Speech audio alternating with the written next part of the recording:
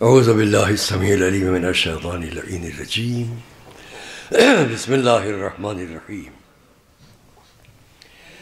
الحمد للہ رب العالمین والصلاة والسلام علی النبی الامی المکی المدنی القرشی التہامی الصادق الامین الذی ختم به النبیین وارسلہ رحمتا للعالمین البشیر المصدق والنذیر المؤید والسید الممجد ابی القاسم محمد وأہل بیتہ الطیبین الطاہرین المعصومین المظلومین الذین اذهب اللہ عنہم الرجس وطہرهم تطہیرا اللہم صلی علی محمد ورحمۃ اللہ علی اعدائہم وفضلتہم وغاصبی حقوقہم اجمعین من الاولین والآخرین اما بعد فقد قال اللہ سبحانہ وتعالی وقوله الحق بسم اللہ الرحمن الرحیم انما يريد الله ليذهب عنكم الرجس اهل البيت ويطهركم تطهيرا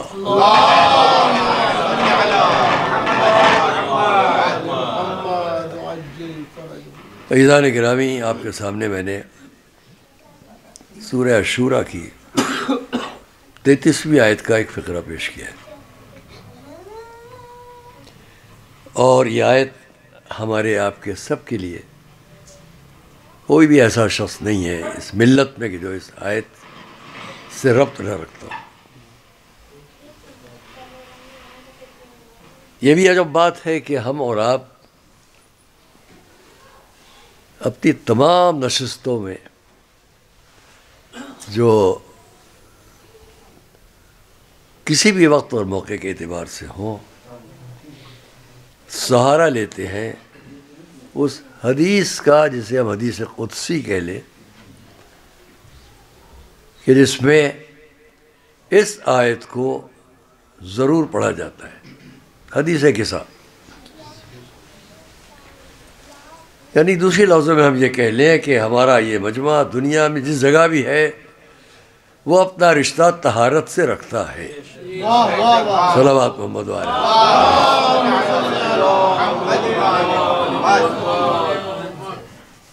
یہ میں نے ضمناً آپ سے اس لیے عرض کر لیا کہ مناسبت اس وقت کی، اس گفتگو کی، اس آیت کے ذریعے سے ہم اس ہستی کو یاد رکھیں اور یاد کریں جس پہ ابھی آپ ذکر سن رہے تھے۔ اور یہ حقیقت ہے کہ بعض باتیں محض جذباتیت کے اعتبار سے، عقیدت کے اعتبار سے، مودت اور محبت اور جوش ولا کے اعتبار سے نہیں، بلکہ اس لیے قابل غور و فکر ہیں کہ وہ لوگ جو آج قرآن کریم کے ذریعے سے ساری دنیا سے بات کرتے ہیں اور بہت سی باتوں پر اعتراضات اور ان کے جوابات کی طرف جاتے ہیں، ان سے میں اتنا کہوں گا کہ اسلام میں سب سے اہم بنیادی بات طہارت ہے، پاکیزگی ہے، اور جس حد تک طہارت اور پاکیزگی پر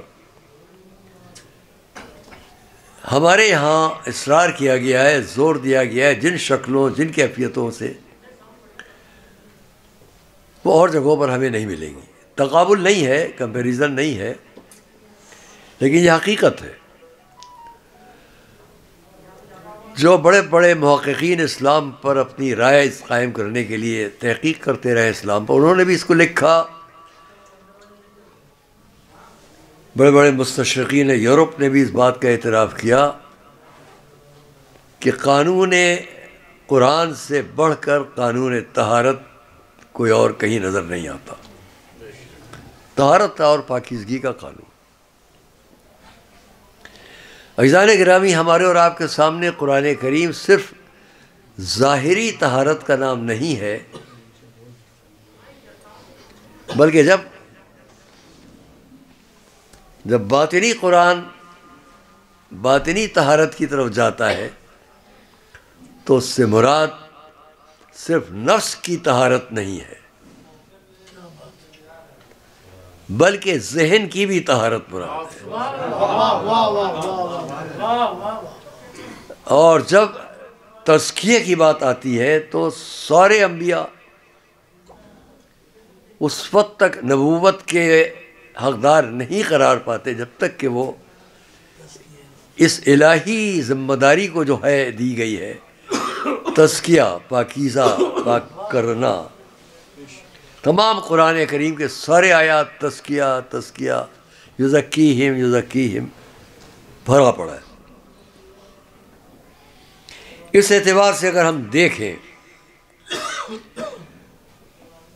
تو میں بعد میں اس کو آپ سے ابھی عرض کروں گا، بہت وقت تو نہیں لوں گا،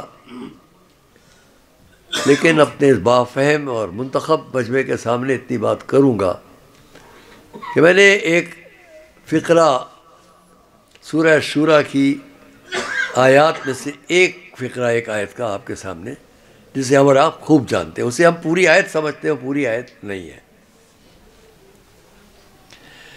ہم آپ کے سامنے اس وقت کی گفتگو میں یہ بحث پیش کریں گے، اور یہ ہمارے اور آپ کے لیے نہیں ہے، بلکہ جہاں تک یہ میری آواز جائے گی وہ اس لیے نہیں کہ ہم آپ کو نیچا دکھائیں اور اپنے کو بہتر ثابت کریں۔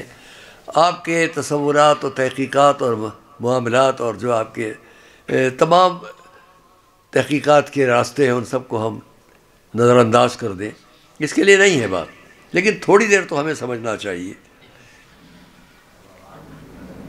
ایک ذات، ایک شخصیت، اس کی اہمیت ہمارے سامنے کتنی ہے اور تمام دنیا اسلام کے سامنے کتنی ہے، اس کو تھوڑا سا اگر ہم فکر کر لیں، غور کر لیں، تو بہت سے مواقع پر ہم دنیا کے ان تمام لوگوں سے بات کر سکتے ہیں کہ جن کا سابقہ آج ہم کو اس سطح پر ہے، میں بہت احتیاط سے بات کر رہا ہوں، اس سطح پر ہے کہ جو مستقبل میں بہت ہی بھیانک ہے، بہت ہی خراب ہے اور بہت ہی بدتر ہے۔ اور یہ اس لیے ہے کہ ہماری اکثریت جو عالم اسلام کی ہے، اس نے اسلام کی بنیادی اہم باتوں کو اپنی خواہشات کو سامنے رکھ کر نظر انداز کیا ہے۔ میں بہت احتیاط کے ساتھ بات کروں گا۔ مجھے خوشی ہے کہ میں اس حسینیے میں اور میرے سامنے بیٹھے ہوئے وہ محترم کہ جنہوں نے مادی علاج کے لیے تو بہت کچھ کیا ہے، لیکن روحانی علاج کا بھی مرکز قائم کر رکھا ہے، اور یہ ان کے بزرگوں اور ان کی ماں باپ اور ان کی والدہ مرحومہ اور ان سب کی دعاؤں کا اثر ہے۔ اور یہ مجمع بھی جہاں جہاں ہے وہ بھی اس لیے ہر جگہ سر اٹھا کر بات کرنے کی توفیق رکھتا ہے، کیونکہ اس کا رشتہ ان ہستیوں سے ٹوٹا نہیں ہے کہ جو اسلام ہے۔ صلوات بھیجیں محمد والے۔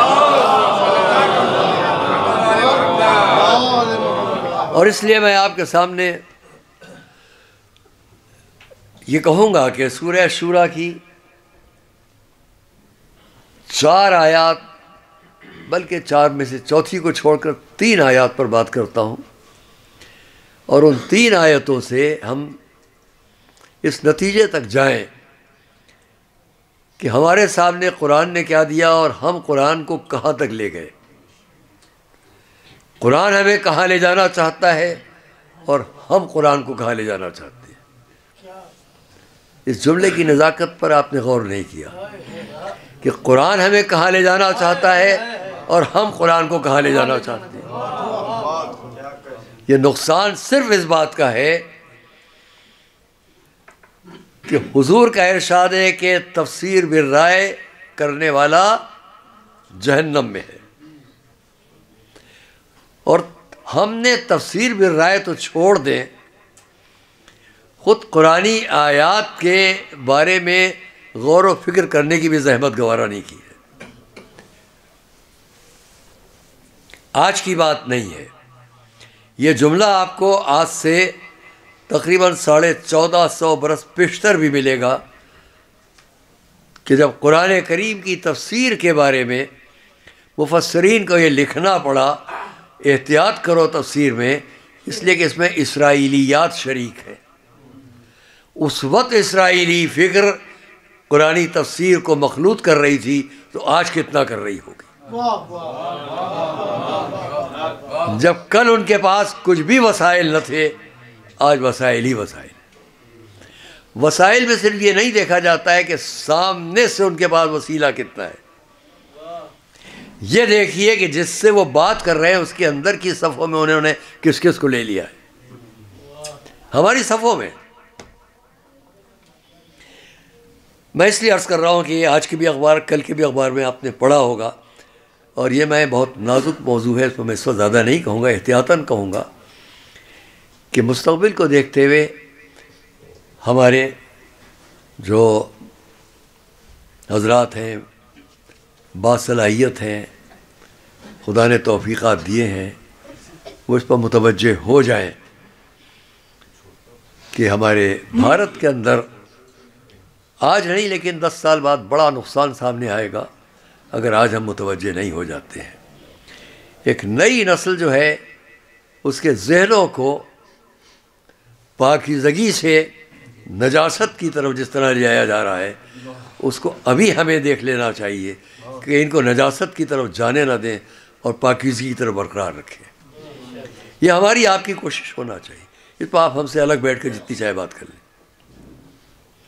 اور اس کے لیے مرکزی بات ایک ہی ہے کہ تمام مذاہب نے عورتوں کی عزت و عظمت اور طہارت اور پاکیزگی کے لیے جو نظریات پیش کیے تھے اس کو زخمی نہ ہونے دیں. تمام مذاہب نے. میں ایک ایک مذہب کی بات کرتا، لیکن آپ خود اندازہ کر سکتے ہیں کہ ہر مذہب نے عورتوں کی صف سے ایک نہ ایک محترم ذات کو پیش کیا ہے. اس کے بارے میں کیا میں اس مجمع سے پوچھوں؟ ایک انسان بھی اس مجمع میں نہیں ملے گا، اور اس کے خیال کا پوری دنیا میں جو دنیا کے بڑے مذاہب کے اندر جن عورتوں کا ذکر احترام سے ہے، ان کے خلاف ایک لفظ بھی ان کی شان کے خلاف پسند کرے نہیں کرے گا. میں نام نہیں لوں گا، لیکن آپ جانتے ہیں اس بھارت کے اندر جتنے مذاہب ہیں، وہ ان کے درمیان اگر کسی عورت کا احترام ہے تو ہماری صفوں میں، اسلامی صفوں میں کوئی ایسا نہیں ہے جو اس احترام کے خلاف کوئی بات کرے. یہ بات ہم کو آج کی نسلوں تک پہنچانا ضروری ہے کہ تم کیا کر رہے ہو. معاف فرمائیے گا اگر میں ایک جملہ کہوں، کسی بھی مذہب کے اندر عورت، کوئی بھی ریلیجن ہو، کوئی بھی دھرم ہو، کوئی بھی مذہب ہو، کوئی نظریہ ہو، اس کے اندر عورت یا ماں ہے، یا بہن ہے، یا بیٹی ہے، یا گھر میں ساتھ دینے والی زوجہ ہے. ان 4 رشتوں میں کسی ایک مذہب میں آپ بتلا دیں جس نے ان رشتوں کو بے احترامی سے پیش کیا ہو. ماں کسی مذہب کے اندر، کسی ریلیجن، کسی دھرم کے اندر اگر عورت ہے تو دوسرے مذہب والوں کے نزدیک بھی یا وہ ماں ہے، یا وہ بیٹی ہے، یا وہ بہن ہے، یا اسی گھر کے اندر ساتھ دینے والی. عورت کے لیے خلاف احترام، خلاف عزت، خلاف وقار بات کرنے والا کوئی نہیں ہے. کل اور آج کے اخبارات آپ پڑھیں.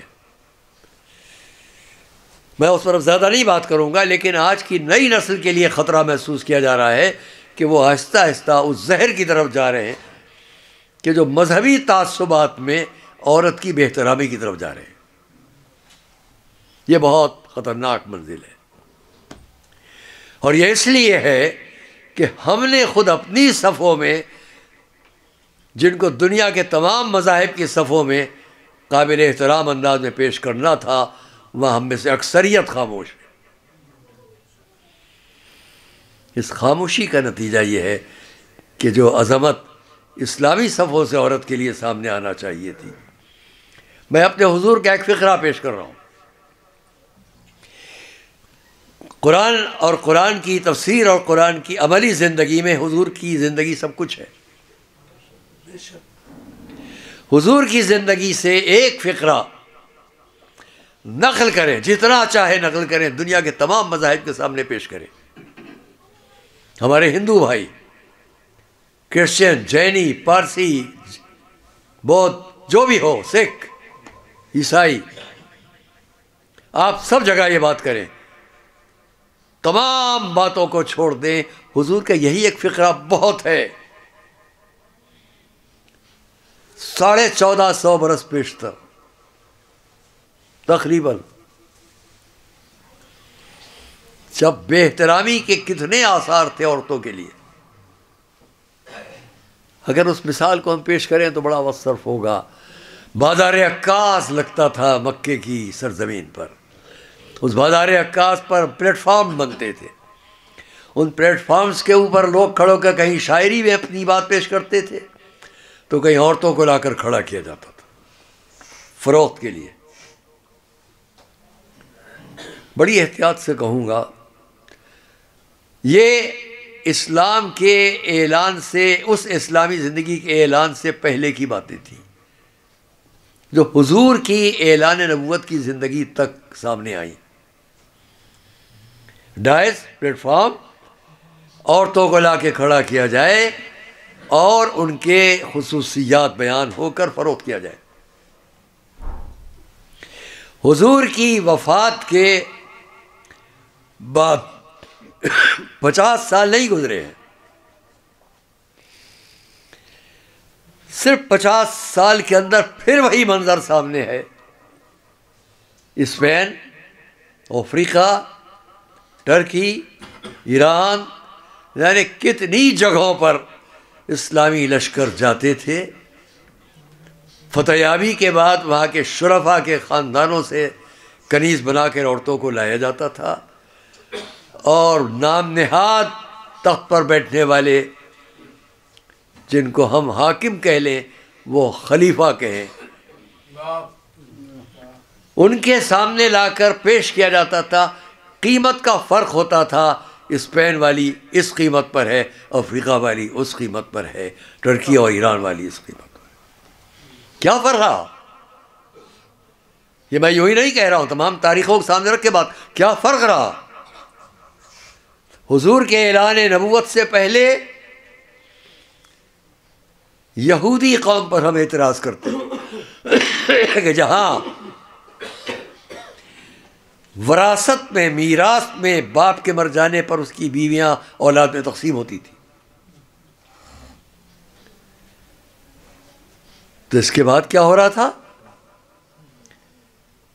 خیر، میں چھوڑتا ہوں اس بات کو، اس لیے کہ میں اس پر اگر گفتگو کروں ساری بات اسی پر ختم ہو جائے گی۔ یہ تقابل آپ کے ذہنوں تک رہے، بڑے بڑے مورخین نے اس کو لکھا۔ جو احترام اسلام نے عورت کا قائم کیا تھا، میں ایک فقرہ پیش کر رہا ہوں، رہنا جائے بات کہ حضور کا یہ فقرہ آج اس بھارت کے اندر ہر مذہب والے تک ہم پہنچائیں، صرف اس لیے پہنچائیں کہ آپ غور کرو، اسلام عورت کا وقار، عظمت کتنی بلند کرنا چاہتا ہے، تو آپ بھی اسی سطح پر ہمارے ساتھ آؤ۔ اگر ہم آپ کے سامنے رسول کا یہ فقرہ پیش کر رہے ہیں تو آپ بھی اسی سطح پر ہمارے ساتھ آؤ۔ تقابل کی بات نہیں ہے۔ حضور نے کیا فرمایا؟ 1450 برس پیشتر کی بات آج بھی ہم فخر سے نقل کرتے ہیں، جب قرآن کو پیش کرنے والے رسول نے کیا فرمایا؟ ما اکرم النساء الا کریم وما اہانہن الا لعین۔ عورتوں کو عزت سے نہیں پیش کرے گا، عزت نہیں کرے گا عورتوں کی، مگر وہ جو باعزت خود ہے۔ اور عورتوں کی توہین نہیں کرے گا مگر وہ جو خود ذلیل ذلت کے مرتبے پر ہے. صلوات محمد والے.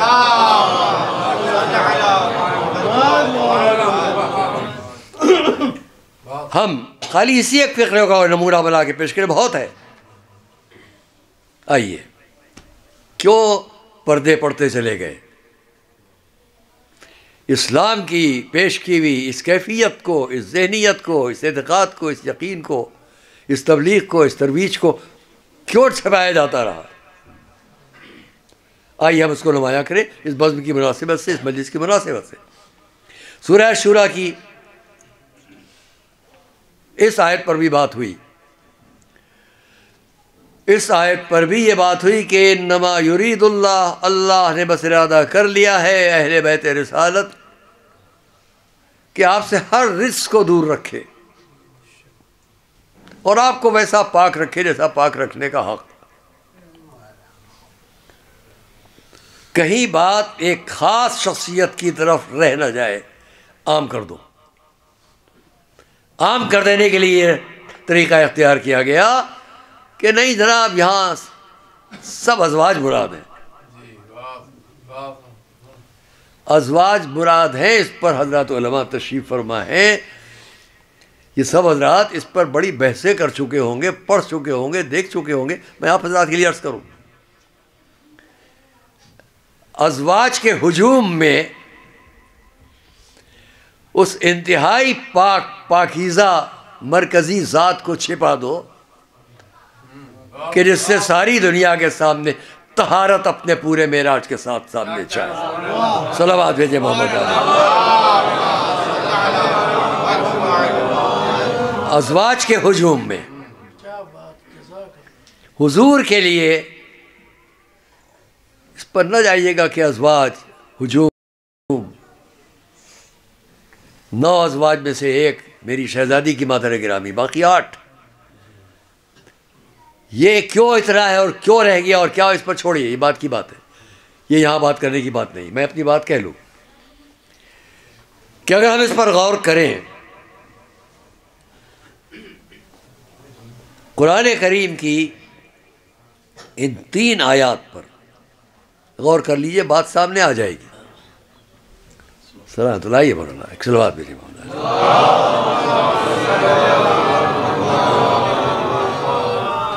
3 آیات میں سے سورہ شورا 33، 34، 35، 33ویں آیت کا آخری فقرہ ہے. میں پوری آیت پڑھتا ہوں.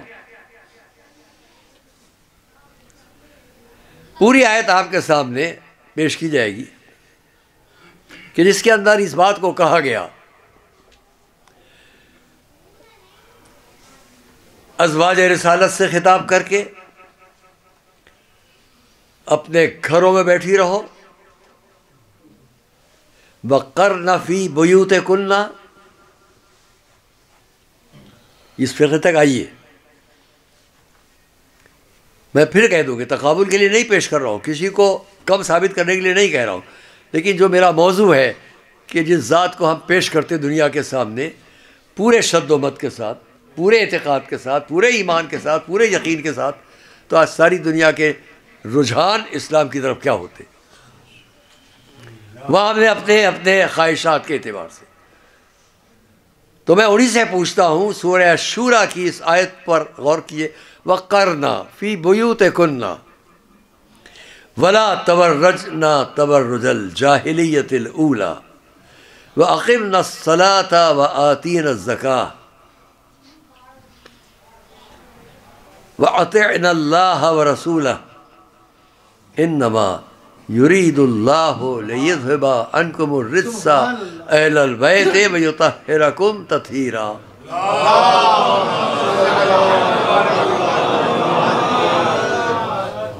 کیا مناسبت ہے اس انما یرید سے لے کر اوپر کے جملوں کی؟ اگر مناسبت واضح نہیں ہے تو میں اس کے بعد کی آیت پڑھوں گا، واضح ہو جائے گا. یہ 33ویں آیت ہے، 34ویں آیت پیش کروں گا، واضح ہو جائے گی بات. پہلے ترجمہ پیش کروں، وَأَقِمْنَا الصَّلَاةَ،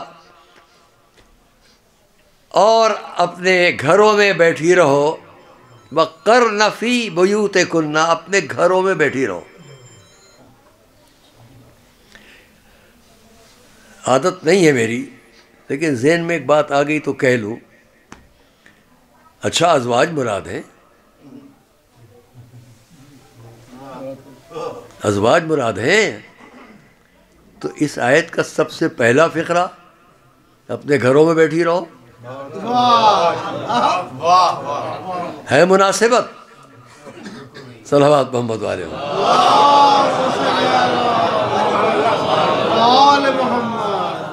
میں زحمت دوں گا آپ حضرات کو تھوڑا آگے تشریف لے آئے، ادھر آ جائیں، تھوڑا تھوڑی زحمت ہو. عمار میاں آ جائیے، تھوڑا آگے تشریف لے. بھائی یہ سب تو حق آپ کے والد کے پڑھنے کا تھا، میں تو یوں اشارتاً کہہ سکتا ہوں.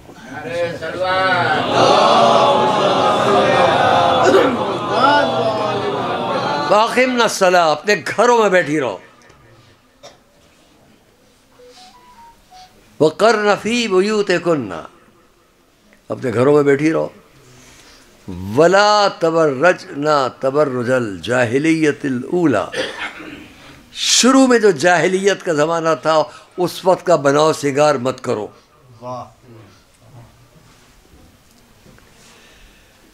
اگر طعن و طنز کی بات کرتا تو یہاں بہت کچھ کہتا، لیکن نہیں کہوں گا. مگر اتنا تو ہم سمجھ ہی لیں کہ کچھ تو تھا جو کہنا پڑا اس زمانے کی جاہلیت کا بناؤ سنگار مت کرو. وَأَقِمْنَا الصَّلَاةَ، اور نمازیں قائم کرو. نماز قائم کرو، زکوٰۃ ادا کرو،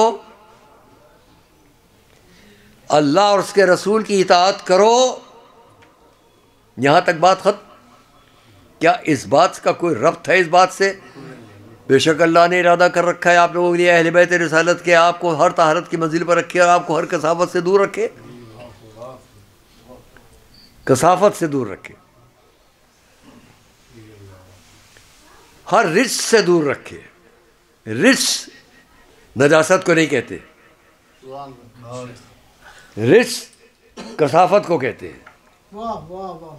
تو میں مثال دیا کرتا ہوں کبھی کبھی. یہ انگوٹھی میرے ہاتھ میں ہے، میرا خیال ہے ہر شخص کے ہاتھ میں ایک ایک انگوٹھی ہوگی. آپ کے ہاتھ میں بھی ہے، عقیق ہے. اس عقیق کے اندر کوئی کثافت ہے؟ کہ اندر کوئی لکیریں ہیں؟ نہیں ہے.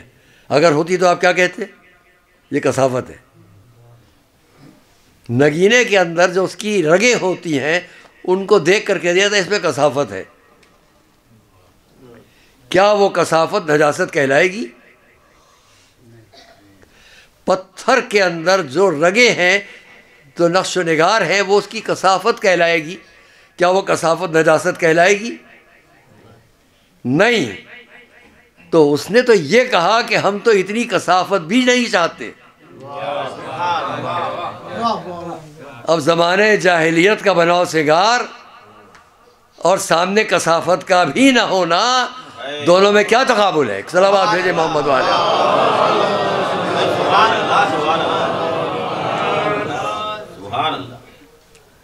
یہ 33ویں آیت. اچھا اگر ازواج رسالت مراد ہیں اور ایک اور مخصوص فرقہ نہیں مراد ہے کہ جس کے اندر مرد اور عورتیں دونوں ہیں، کیونکہ ابھی تک عربی قاعدے کے اعتبار سے تانیث کے صیغے تھے، اقمنا، آتینا، اطعنا، اور اب انما یرید اللہ لیذھب عنکم، یہ مردوں اور عورتوں کا مجموعی بات. تو صرف اگر ازواج کا معاملہ ہوتا تو اس فقرے کے اندر وہ طریقہ عربی کا نہ آتا جس میں مرد اور عورتیں دونوں مراد ہوتے ہیں. انما یرید اللہ لیذھب عنکم، اب انکنہ نہیں ہے. انکنہ یہاں بھی ہونا چاہیے تھا اگر ازواج مراد تھیں. صلوات محمد نہیں ہے. یہ اور واضح ہو جاتی بات. اس کے بعد کی ہم 34ویں آیت پڑھتے ہیں. وَاذْكُرْنَ مَا يُتْلَى فِي بُيُوتِكُنَّ مِنْ آيَاتِ اللَّهِ وَالْحِكْمَةِ إِنَّ اللَّهَ كَانَ لَطِيفًا بَصِيرًا. وَاذْكُرْنَ، اور دیکھو یاد کرو، تکرار کرو، دہراؤ، یاد رکھو، ما یتلا، جو تلاوت کیا جا رہا ہو تمہارے گھروں میں اللہ کی نشانیوں کے بارے میں اور حکمت اور عقل و علم کے بارے میں، اس کو دہراؤ۔ بس میں زیادہ بات نہیں کروں گا اس موضوع پر، اتنا ہی کہوں گا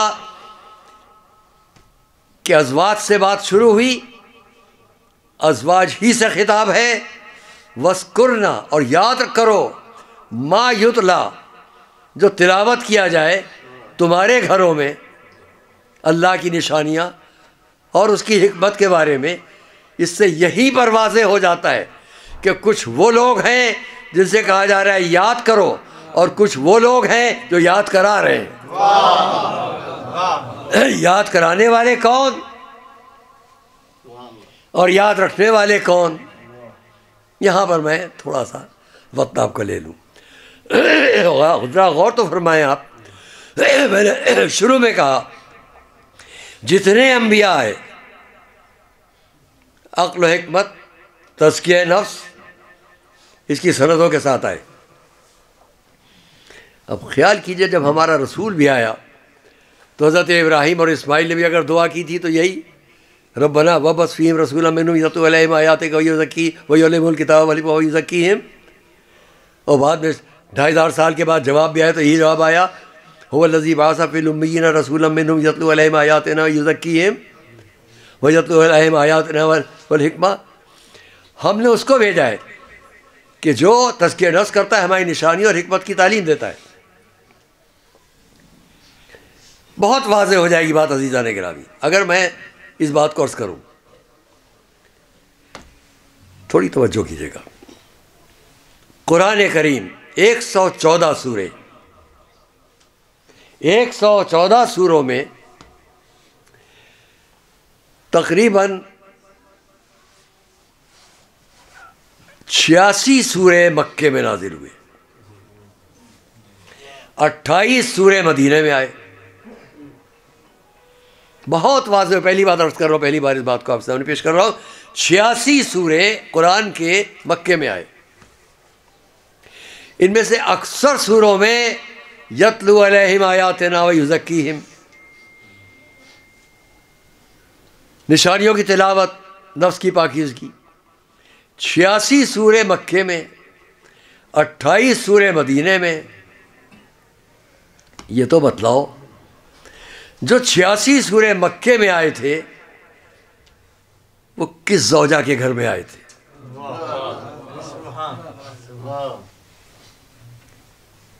حضرت خدیجہ کا گھر وہ تھا کہ جس کو قبۃ الوحی کہا گیا۔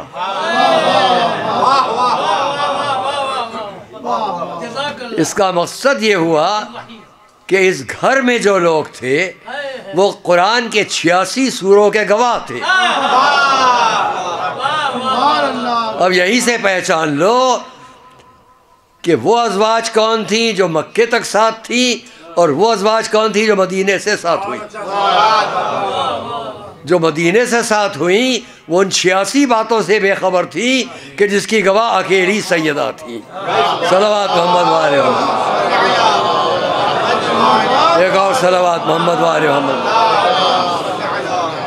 اس کی گواہ اکیلی ہماری شہزادی تھی۔ اور یہ ایک الگ سبجیکٹ ہو جائے گا، اس پر چھوڑتا ہوں انشاءاللہ آگے کبھی۔ تو ہمارے سامنے میں پھر کہوں گا، کہیں اور میں نے اس فکر کو کہا، یہاں دوہرا دوں، 86 سورے، 28 سورے کس کی شان کے ہیں اور کس عنوان پر ہیں؟ تو اب کتاب اور حکمت، عقل و حکمت، جب کہا گیا وَاذْكُرْنَ مَا يُتْلَى فِي بُيُوتِكُنَّ مِنْ آیَاتِ اللَّهِ وَالْحِکْمَةِ، تو کس سے کہا جا رہا ہے؟ ازواج سے کہا جا رہا ہے کہ انہی گھروں میں جو کتاب و حکمت کی تعلیم دی جا رہی ہے اس کو یاد رکھو۔ تب یہ تو پتہ لگائیں کہ کون تعلیم دے رہا تھا اور کس کو تعلیم دی جا رہی تھی۔ ازواج رسالت میں سب سے محترم ہستیوں میں سے ایک تھی حضرت ام سلمہ۔ جب ان سے پوچھا گیا کہ شہزادی کے پاس جب آپ بیٹھتی تھیں تو کیا، تو فرمایا وہ میں ان کو کیا سکھاتی، وہ مجھے سکھاتی تھی، وہ مجھے سبق دیتی تھی. یہ سیدہ کی شان تھی. صلوات اللہ.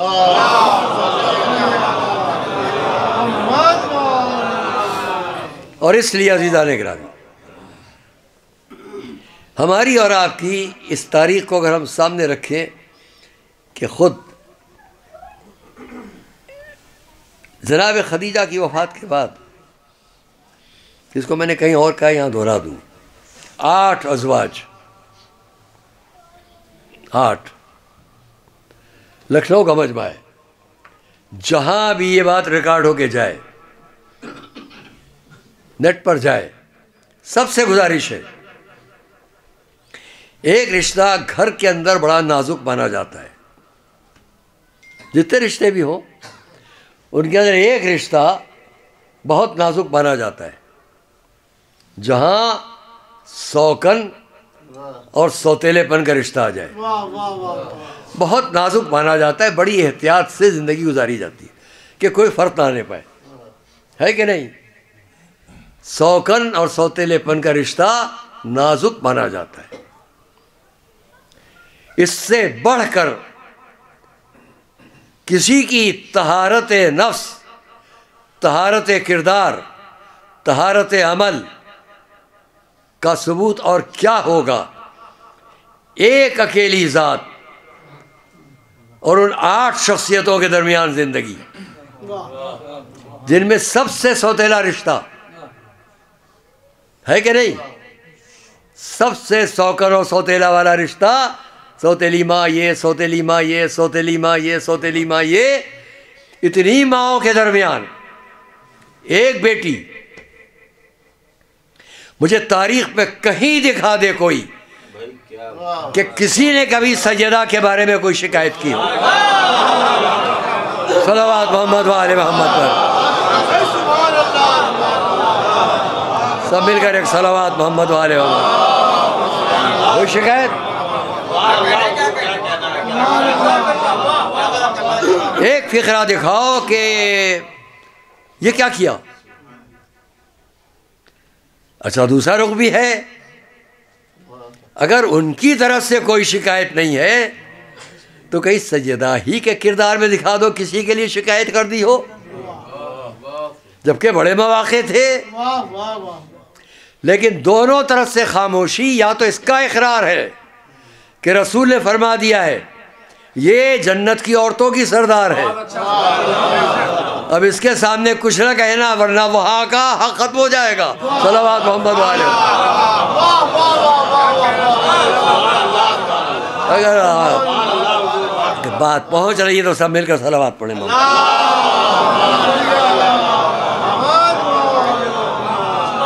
جہاں سے میں نے بات شروع کی وہاں تک اپنے سامعین کے ذہنوں کو لاؤں گا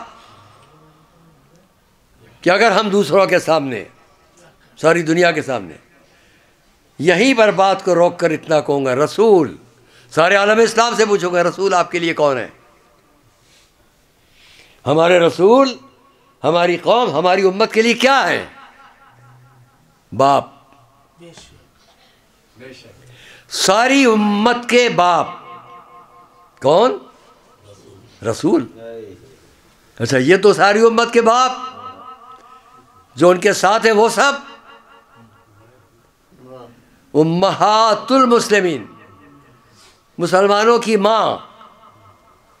کہنا کیا چاہتا ہوں،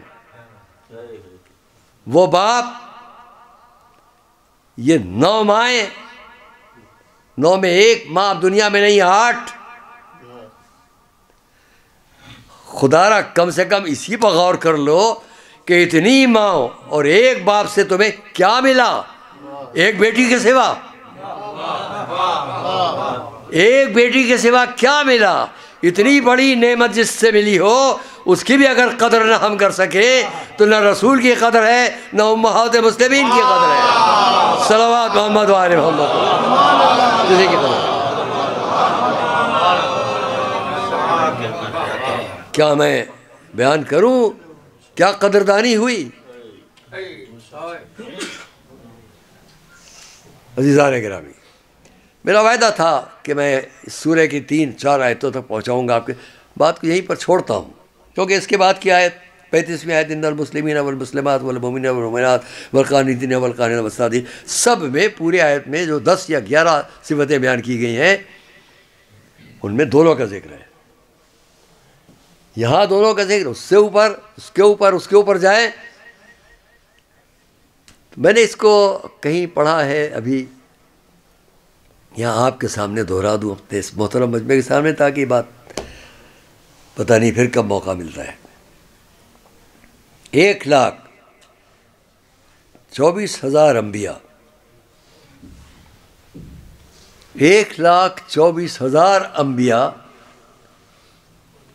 کبھی کوئی کہہ لے کہ جناب آپ تو کہتے ہیں اسلام میں عورت کا بڑا مرتبہ. جب اسلام میں عورت کا بڑا مرتبہ ہے تو انبیاء تو سب مرد، عورتوں میں کوئی اس منصب پر کیوں نہیں؟ جبکہ وحی ہے، عورتوں پر وحی و الہام ہے. الہام تو بات کی بات ہے، وحی ہے. وَأَوْحَيْنَا إِلَىٰ أُمِّ مُوسَىٰ، ہم نے موسیٰ کی ماں پر وحی نازل کی. یہ بھی عجب بات ہے کہ قرآن کی اس آیت کا اعتراف ہے وَأَوْحَيْنَا إِلَىٰ أُمِّ مُوسَىٰ، موسیٰ کی ماں پر وحی نازل ہوئی. أَنْ أَرْضِعِيهِ، اپنے بچے کو غذا دے دو. فَإِذَا خِفْتِ عَلَيْهِ فَأَلْقِيهِ فِي الْيَمِّ، اگر ڈر ہے تو دریا میں ڈال دو. لا تخافی ولا تحزنی انا رادوہ الیک، نہ ڈرو، نہ خوف زدہ ہو، نہ رنجیدہ ہو، ہم واپس لائیں گے. انا جاعلوہ من المرسلین، ہم نے اس کو مرسلین میں قرار دے دیا. عجیب بات ہے، ابھی موسیٰ کو گہوارے میں رکھ کے دریا میں ڈالا جا رہا ہے، وہاں سے سند آ رہی ہے کہ اس کو ہم نے مرسلین میں قرار دے دیا. موسیٰ اتنے کم سنی کے عالم میں مرسل، عیسیٰ مادر آغوش میں انی عبداللہ آتانی الکتاب، اور رسول کے لیے 40 سال تک شک ہو رہا ہے. صلوات محمد وآل محمد. 40 سال.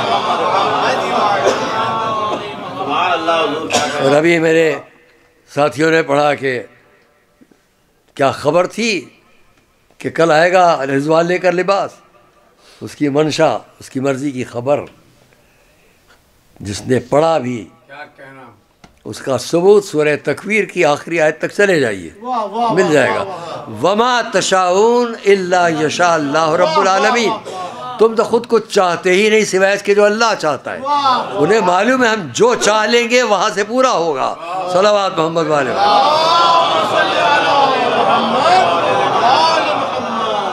بہت سارا بس بات کو تمام کروں کہ آئیے ہماری اور آپ کی شہزادی ایک طرف 1,24,000 نبوتیں. یہ میری اپنی فکر کے مطابق ایک بات ہے، ایک حدیث کا سہارا لے کر ہے، ایک حدیث کا سہارا لے کر میں اس بات کو پیش کر رہا ہوں، اور غلط بھی نہیں ہے. 1,24,000 انبیاء سب مرد، عورتوں میں کوئی نہیں. حالانکہ اس کے بہت سے توجیحات ہیں کہ کوئی نبی ایسا نہیں جو ماں کی گود میں نہ پلا ہو سوائے حضرت آدم. ہر نبی چاہے باپ نہ رہے حضرت عیسیٰ کے لیے ماں ہے. تو یہ ایک الگ بات ہے. لیکن میں ایک دوسری بات کہوں گا ایک حدیث کا سہارا لے کے. پہلی بات تو یہ کہ پہلی نبوت اور آخری نبوت میں کیا کچھ فرق ہے؟ غور کیجیے. اگر فرق ہوتا تو آخری نبوت کے وقت الیوم اکملت کی بات نہ ہوتی. آج دین مکمل.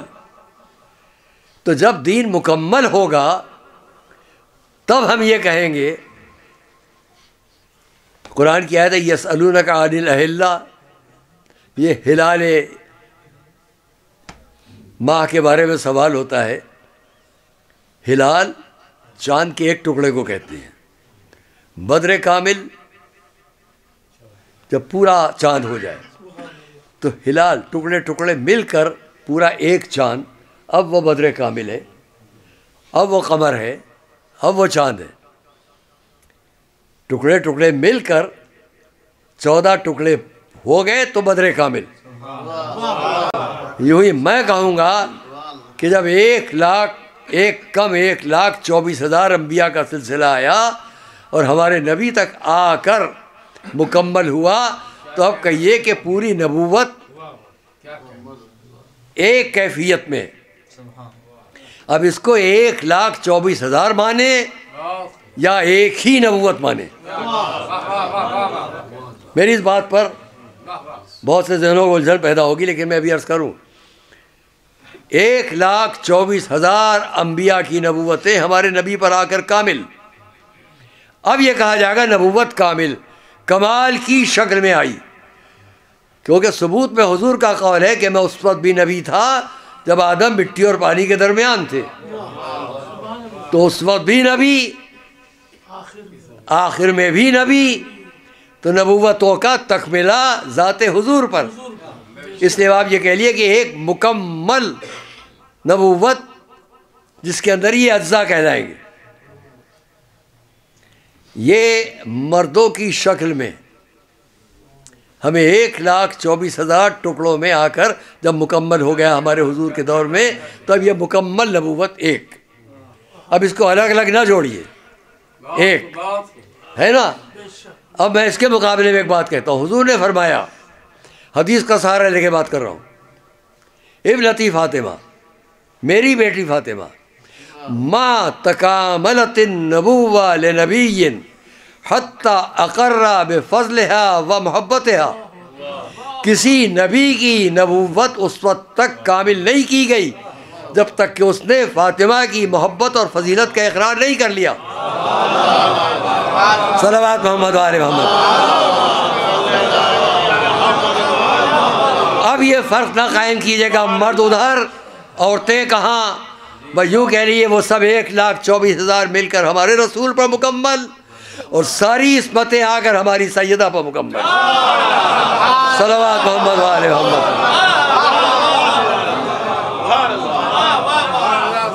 اور صلوات محمد و آل محمد.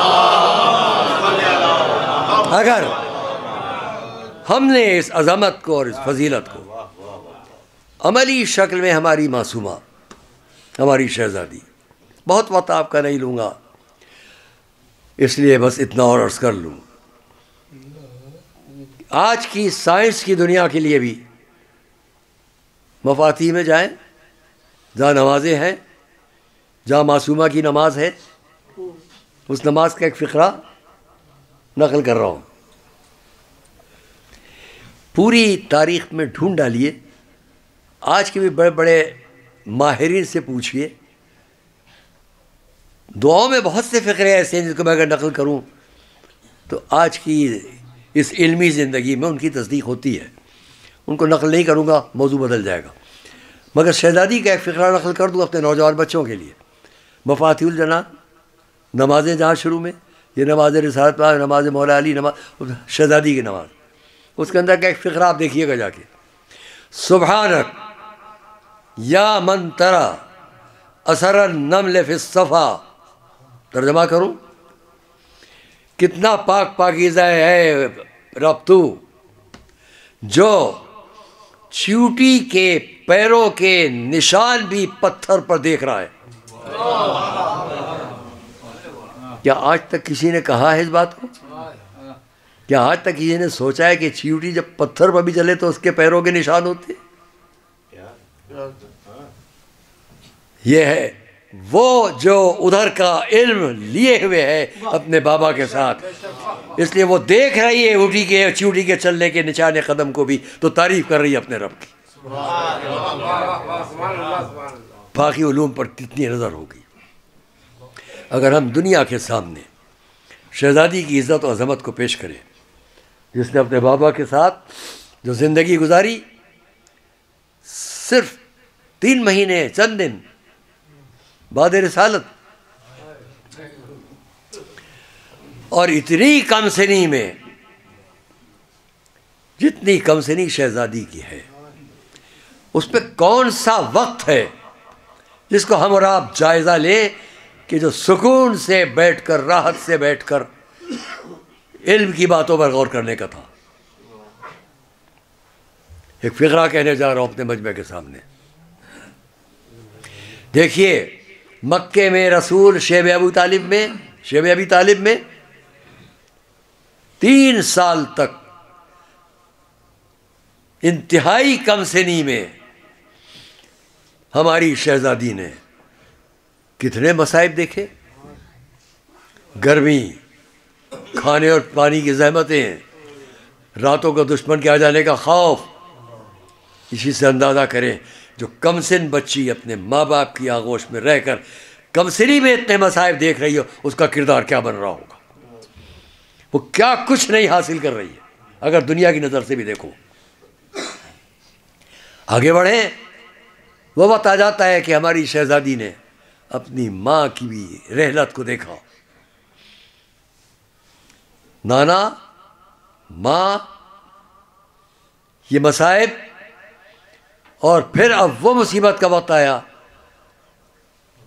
کہ جب انتہائی کم سنی میں ہجرت کے مصائب دیکھے. ساری زندگی مصائب کا ایک پورا نمونہ.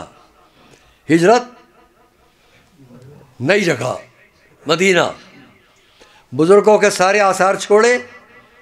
جس گھر میں ماں کے ساتھ زندگی گزاری تھی، بابا کے ساتھ زندگی گزاری، عزیزوں کے ساتھ، وہ سب چھوڑا، مدینے آ گئی. مدینہ آنے کے ساتھ پہلا، دوسرا، تیسرا، ہر سال کیا گزر رہا ہے؟ مدینے آنے کے دوسرے سال حضرت ابو عبیدہ چچا کی شہادت، جنگ بدر، شہدائے بدر.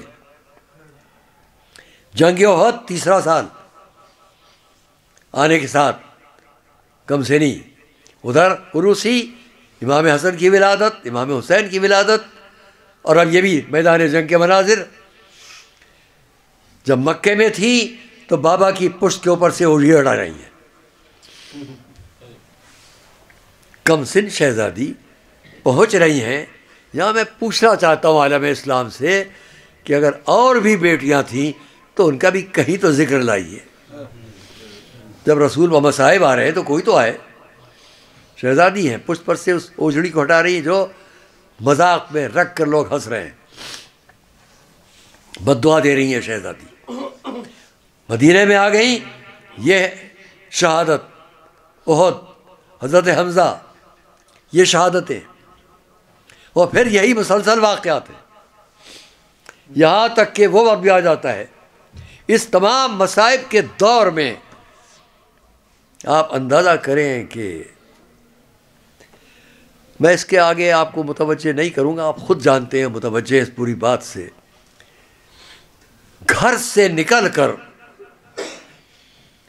ایک بھرے دربار میں جا کر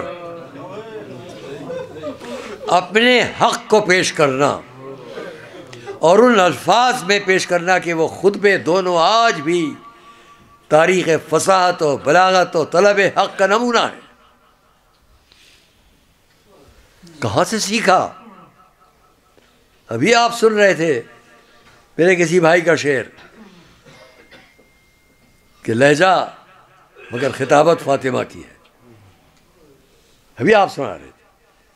تو عزیزان گرامی، گھر میں رہنے والی سیدہ شہزادی، یہ علم صرف اس لیے ہے. سارے عالم اسلام سے ایک بات کروں گا، اوروں کو جو سیدہ کے ساتھ ساتھ گھر میں ہیں ان کے علم کے اظہار کی کوئی مثال لاؤ. ان کے علم کے اظہار کی کوئی مثال لائیں. اور سیدہ کے علم کے اظہار کی میں نے اتنی باتیں کہیں. شہزادی کا یہ علم کہاں سے ہے؟ ماننا پڑے گا. نہ رسول کے لیے کسی نے کوئی استاد دیکھا، نہ علی کے لیے کوئی استاد دیکھا، نہ سیدہ کے لیے کوئی استاد دیکھا. صلوات محمد والے. اس لیے قرآن کے یتلو علیہم آیاتنا، جس کی نشانیاں تلاوت کی جا رہی تھی اسی کا دیا ہوا علم تھا. وہ شہزادی تاریخ عالم و آدم میں مصائب تو نہ جانے کتنی جگہوں پر کتنوں پر گزرے اور کتنوں نے فریاد بھی کی.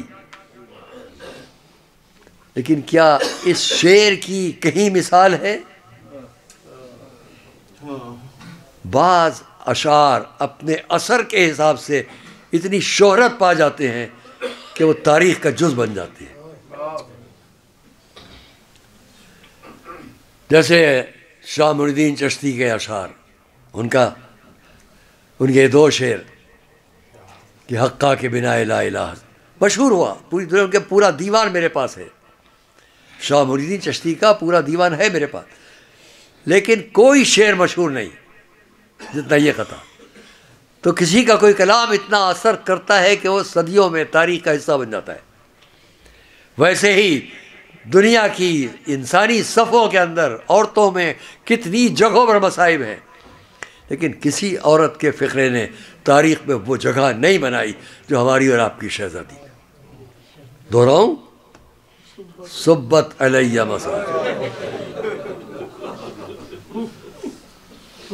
کتنا اثر ہے اس ایک فقرے کے اندر، کتنی فصاحت و بلاغت و کتنا تاثر ہے اس کے دوسرے مصرے میں. صبت علی الایام سرنا لیالیا. اگر یہ دلوں پر بھی پڑ جاتی مصیبتیں تو راتوں کی طرح تاریک ہو جاتی. عزیزان گرامی، بس یہی سے میں رب کے لیے آپ سے اتنا کہوں گا، جب شہزادی کی رحلت ہو گئی تو مولا علی کا فقرہ ہے. مولا علی کا فقرہ ہے. کبھی شہزادی کی قبر کو دیکھتے تھے اور کبھی رخ کرتے تھے اپنے بھائی رسول خدا کی قبر کی طرف. وہاں مولا علی کا جملہ یہ ہے، یا رسول اللہ، آپ کے اس بھائی پر سیدہ کے جانے کا اتنا غم ہے کہ اب دن بھی راتوں کی طرح تاریک رہے گی.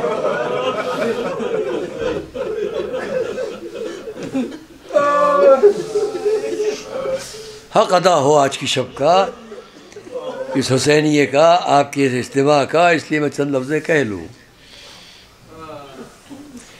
طولانی سفر کر کے پرسوں رات آیا، کچھ کیفیت بھی ایسی تھی، مگر بہرحال ادائیگی حق ضروری ہے. اس لیے میں آپ سے عرض کروں گا کہ وقت وہ ہے جب شہزادی نے کبھی ام ایمن کو، کبھی اسما کو بلایا، نصیحتیں کی، وصیتیں کی.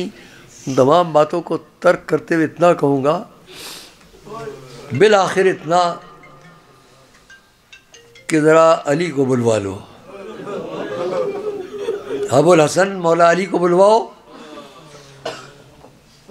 مورخین نے اس کو لکھا کہ شہزادی عرصے سے علالت کی حالت میں تھی، بیماری اور علالت کی حالت میں تھی، لیکن مولا علی سے آپ کی فرمائش تھی کہ یا علی میری بیماری کا حال باہر نہ معلوم. اور اس لیے کسی کو خبر نہیں تھی کہ شہزادی بیمار. یہ بیماری، یہ تکلیف کیا تھی، اس کو میرا مجمع جانتا ہے.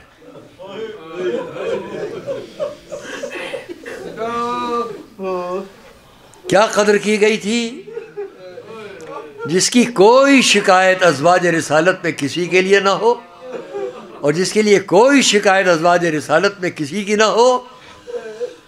اس نے اتنا جلد وہ وقت دیکھ لیا کہ آج اس واقعے کو ساری دنیا میں نقل کیا جاتا ہے. دروازے پر آگ، پسے در، رسول کی بیٹی کھڑی ہوئی اعلان کرے، یہ کیا کر رہے ہو؟ اس گھر میں حسنین ہے، اس گھر میں علی ہے. لیکن جو سلوک ہوا اسے میں کبھی نقل نہیں کر پاتا ہوں، کہہ بھی نہیں پاتا ہوں، آپ جانتے ہیں. بس اتنا کہوں گا کہ وقت گزرتا رہا اسی کیفیت میں. یا علی، علی آئے، سراہنے بیٹھ گئے. میں نے جب تاریخ میں اس منظر کو دیکھا تو ایک عجیب کیفیت سی ہوئی. تھوڑی دیر اس منظر کو آپ کے سامنے پیش کروں. سیدہ کے پاس آئے، سراہنے بیٹھ گئے. شہزادی نے کیا کہا؟ یا علی، کیا آپ نے مجھ سے کبھی کوئی خلاف بات پائی؟ یہ دنیا کو بتانے کے لیے تھا. یا علی، کیا آپ نے مجھ سے کبھی مخالفت کی، خلاف کوئی بات پائی؟ جواب کیا ہے میرے اور آپ کے مولا کا؟ اے بنت رسول، آپ سے زیادہ پاک پاکیزہ کون؟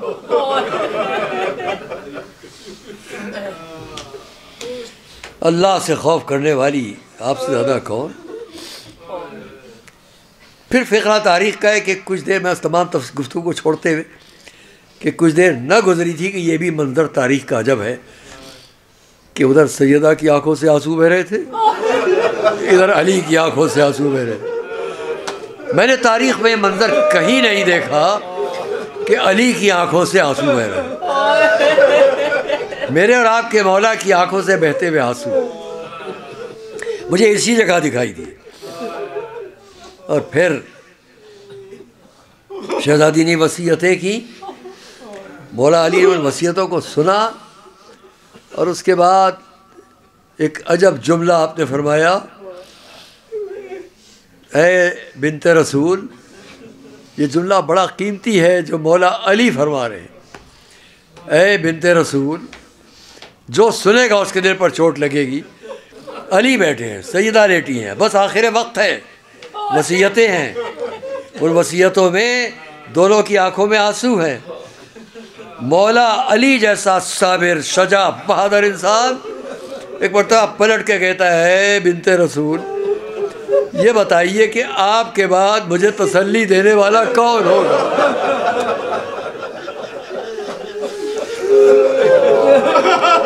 آپ کے بعد مجھے تسلی دینے والا کون ہوگا؟ ہاں دوستو اور عزیزو، وصیتیں تمام ہو گئی، باتیں تمام ہو گئی. وقت آیا کہ علی مسجد کی طرف چلے گئے. سیدہ نے اتنا خواہش کی، جب تک کہ میری عبادت کی آواز آئے دروازہ نہ کھولنا. بیٹھی ہوئی ہیں باہر لوگ جو کنیزیں ہیں کہ اتنے میں اسماء بنت امیس نے شہزادی کی آواز کو خاموشی میں دیکھا. حسنین گھر میں آئے، پوچھ لیا، جواب ملا شاید آرام کر رہی ہیں. بچوں نے کیا کہا؟ اس وقت تو ہماری ماں کبھی آرام نہیں کرتی. دروازہ کھولا، دیکھا مادر گرامی اب دنیا میں نہیں ہے.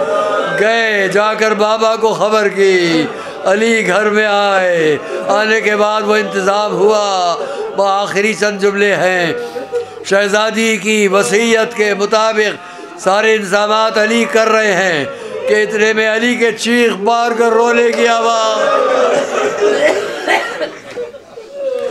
لوگوں نے بعد میں پوچھا، یا علی، آپ ایسا صابر امام اس طرح کیوں رو دیا؟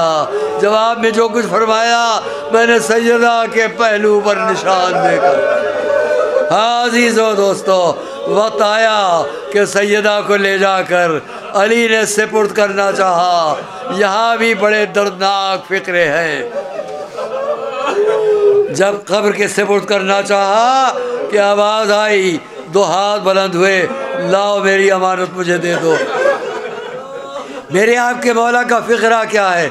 اے رسول، آپ نے ایک امانت مجھے دی تھی، اس امانت کو میں آپ کے سپرد کر رہا ہوں. فقرے سنیے گا. یا رسول اللہ، جب آپ کی بیٹی آپ تک آ جائے تو اس سے پوچھ لیجئے گا کہ دنیا میں اس نے کتنے رنج اٹھائے، کتنے غم اٹھائے، اس کا دل کتنا زخمی رہا، وہ آپ سے بیان کرے گی. یہ کہتے کہتے علی قبر کے ساتھ اس طرح بیٹھ گئے کہ آنکھوں سے آنسو تھے. تاریخ نے لکھا، ام رسول عباس آئے، بازو پکڑ کے علی کو اٹھایا. مولا گھر تک آئے، حسنین ساتھ ساتھ آئے. آخری فقرے عرض کر لوں. آئے در خانہ کے پیچھے، دروازے کے پیچھے دو بیٹیاں انتظار کر رہی تھی. ایک مرتبہ حسنین کو دیکھا، گلے میں ہاتھ ڈال دیے، بھیا ماں کو سپرد خاک کرائے۔ علی نے آگے بڑھ کر ایک ایک کو سہارا دینا شروع، میں کہوں گا بڑا غنیمت وقت ہے، علی سہارا دے رہے ہیں، حسنین سہارا دے رہے ہیں۔ ایک اور جگہ ہے جہاں خیمے جل رہے ہیں، تازیانے لگ رہے ہیں، سروں سے ردائیں چھینی جا رہی ہیں، واہ حسینہ واہ حسینہ کی آواز ہے۔